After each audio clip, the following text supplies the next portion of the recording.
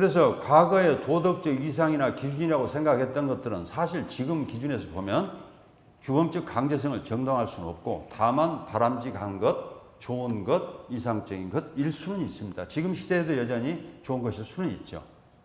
그러나 더 이상 도덕의 문제는 아닌 것 같단 말입니다. 규범적 강제성을 적용할 수 있을까? 이 물음에 대해서는 아니라고 말씀을 드려야겠단 말입니다. 그렇다면 우리의 이제 핵심적인 관심사는 지금 나쁜 것이 됐는데, 나쁜 것은 도대체 아까 지금 타인에 대한 해악 그랬죠. 원형적인 해악은 타인에 대한 것이죠.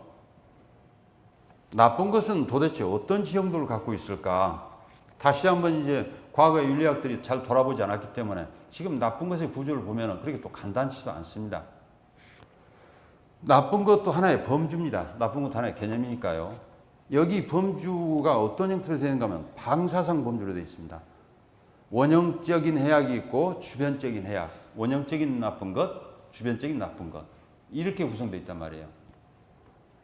우선 이미 개념이 낯설으시기 때문에 원형적이라는 말 아까 잠깐 썼습니다만 범주와의 원형이론을 만든 사람은 로시입니다.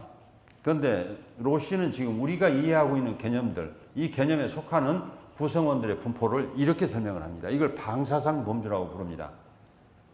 여기 보면 중간 부근에는 핵심적인 구성원들이 자리 잡고 있고 이 원이 멀어지면 멀어질수록 점점 주변적 구성원들이 자리 잡고 있습니다. 이게 지금 어떻게 해서 중심적입니까? 이거 지금 뭐 영어권에서 만든 표기 때문에 우리한테 그렇게 익숙치 않을지는 모르겠는데, 자, 한국어로 지금 바꿔서 말씀드려보면, 자, 새라는 범주가 있어요. 그래서 자, 대표적인 새 한번 들어보세요. 정말 한번 들어보십시오. 대표적인 새가 뭡니까? 참새가 가장 많이 떠오르시죠?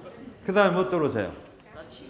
까치, 비둘기, 제비, 이런 것들이 우리가 가장 인지적으로 익숙하고 우리 문화권에서나 우리 자연 조건에서 우리 생활에 가장 근접한 범주의 구성원들입니다. 그런데 점점 그 중심으로부터 멀어지면, 예를 들면 누가 타조를 전형적인 새라고 부를까? 타조는 모양은 새 모양이지만 날지 못하죠. 펭귄을 과연 전형적인 새라고 부를까? 이건 주변적으로 인식합니다. 혹시 모르겠습니다. 알래스카에 사는 북극 지역 사람들은 펭귄을 원형적 새로 간주할 수도 있습니다. 그건 저희들이 장담할 수 없죠. 그러나 적어도 우리 문화권에서 우리가 이해하는 바로는 지금 날지 못하는 새, 또 오리를 뭐 전형적인 새라고 간주할까? 공작새를 전형적인 새라고 간주할까? 영어권 안에서도 이 로빈새랄지 뭐 참새 들어있죠. 스페로 들어있죠. 그 다음에 비둘기 들어있죠. 뭐 카나리아도 들어있죠. 이런 것들은 상당히 중심적이지만 주변적인 것들은 그 새의 원형적인 특성들을 점점점 안 갖고 있단 말입니다. 날지 못하거나 뭐 날개가 뭐 짧다거나 펭귄처럼 실제로 날지는 않고 거의 미끄럼 타고 산다거나 뭐 이런 약간씩 이렇게 비켜서는 것들이라니까요.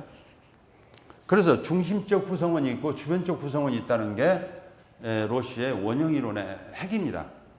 그러면 그전에는 어떤 범주이론을 썼나요? 과거에는 아리스토텔레스가 규정한 범주이론은 어떤 것은 P라는 그룹에 속하거나 아니면 not P거나 이 둘 중에 하나입니다. 옛날 범주를 쓰면 어떤 것은 모든 조건을 갖춰서 새이거나 아니면은 not 새이거나, 이게 아리스토텔레스의 이분법적인 모양이죠. 그것이 우리 형식론을 지금 규정하고 있죠. 그런데 이렇게 실제 범주가 그렇지 않다는 겁니다. 이건 실제 인식할 때 우리는 지금 이렇게 인식하고 있다는 겁니다.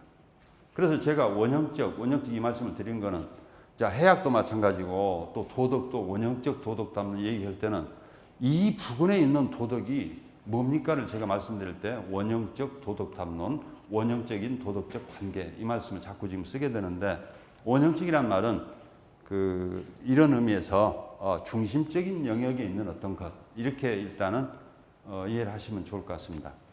자, 다시 해악으로 돌아갑니다. 나쁜 것이요. 나쁜 것도 일종의 개념이기 때문에 나쁜 것에 속하는 구성원들을 이렇게 열거해 보여서 그러면은 반드시 원형적인 해악이 있고 주변적인 해악이 있을 겁니다. 그래서 시대와 문화에 따라서 주변적 해악은 상당히 변할 수가 있죠. 그런데 경험의 공공성에 근거하는 원형적, 중심적 해악은 상관없이 대부분 공통적으로 유지됩니다. 해악의 명단들이. 제가 제시하는 예는 이것입니다. 이런 것들이 인간이 생각할 수 있는 타인에 대한 해악 중에 원형적인 해악들입니다.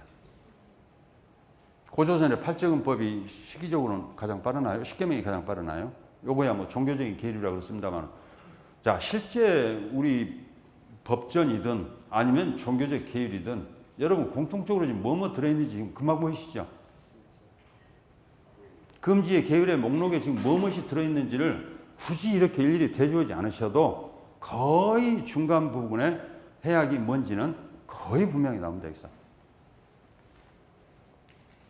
제가 맨 처음에 함무라비 법전이 가장 오래된 서양 쪽에 뭔 줄 알고 처음에 올려놨다가 네이버 가서 검색해 봤더니 요것이 더 오래됐다는 겁니다. 최근에 발견돼 갖고.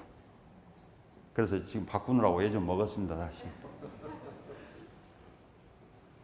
그러니까 함무라비 법전도 마찬가지입니다. 이 목록에 큰 변화가 없고 살인, 상해, 절도, 간통 이 목록에 큰 변화가 없습니다. 주변적인 것은 좀 차이가 있지. 어떤 문화에서는 뭐 양을 키우는 데서는 양 이야기가 좀 들어갈 수도 있고, 뭐 고기 잡는 마을에서는 뭐 고기 이야기가 어떤 식으로 연루될 수 있고 그렇지만, 소위 말해서 원형적 해악 부분에 있어서는 상당한 안정성을 보입니다. 이것이 이론적 우연입니까?